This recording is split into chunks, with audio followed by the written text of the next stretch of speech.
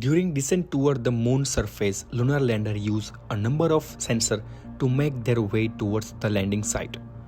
Camera images are used for optical navigation, and altitude is measured with LiDAR scan of the surface.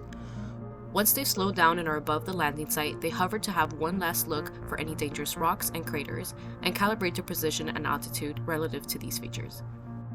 From there, it's time to descend. The engine exhaust starts to kick up a cloud of dust so that the lander has to turn off its sensors. It keeps track of its position by measuring its change of velocity, but if any obstacles were missed or are moved by the engine during descent, it might risk the safety of the landing. But what if we could leave those sensors on? What if we could teach the spacecraft to see through the dust clouds? Let's try that again, but with sensors running even when the dust clouds forms. The dust adds some interference to the camera and LiDAR signals, but using a dedicated system to combine these measurements, the spacecraft is able to spot hazards and correct its position for a safe and reliable landing. This system, for fusing sensor measurements during a dusty descent, is ArcLight.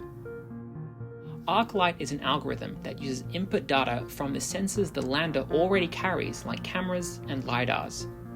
It cleans any interference from the dust cloud, fuses together the data streams, and outputs a reconstructed view of the surface back to the spacecraft. To make sure the system is up to the task, we are constructing a lunar testbed facility. This is a sealed chamber with a dispersed dust cloud, a mount for different sensor types and configurations, and systems to quantify the optical environment. ArcLight development will make use of frequent experimental data from this testbed to ensure it gives landers the help it needs from its first flight.